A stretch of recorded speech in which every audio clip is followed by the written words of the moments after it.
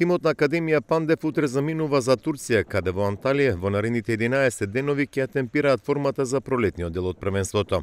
Вчера го одигра и првиот контролен надпревар со Штипска прегалница, на која двајцата стратези пробуваа повеќе тактики, но им се даде можност речиси на сите фудбалери за да се констатира нивната подготвеност.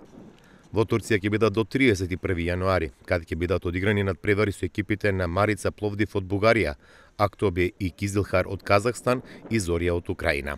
До 31 сме во Анталија, се враќаме и остатокот фактички уште 2 недели до почеток првенство, околу до 19 февруари ќе бидеме нормално во Струмици, тогаш почнува и пролетниот дел од првенството. Наша цел сега ќе биде во остатокот од првенството да се покажеме во добро светло. За опстанок не сакам да помислам, бидејќи Академија Пандев мора секогаш да цели на излез во Европа, меѓутоа ситуацијата е таква како што е, ќе мора да оваа полусезон едноставно да го избориме мирно опстанокот, а додека цела и со италијаните во новата фактички сезона идната година да целиме кон Европа.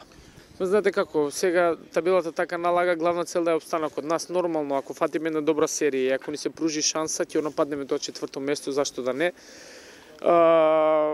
Меѓутоа, знаете како, тоа ќе биде малце тешко, бидејќи се малку надпревари, 13 надпревари.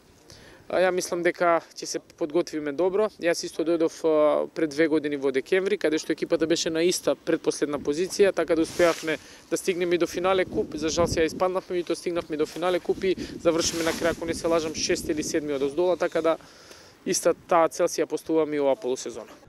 Од тимот на Академија Пандев заминаа повеќе играчи, а во меѓувреме дојде централниот дефанзивец Агрон Руфати, играчот за врска Марио Врдољак од Хрватска, потоа Ѓорѓе Јанкулов, кој доаѓа од Силекса, игра на позицијата десен бек, голманот Бурхан Мустафа, Сандро Ембало, интернационалец од Португалија, поранешен играч на Дженова, и Иван Галевски, кој дојде од Прилепска Победа.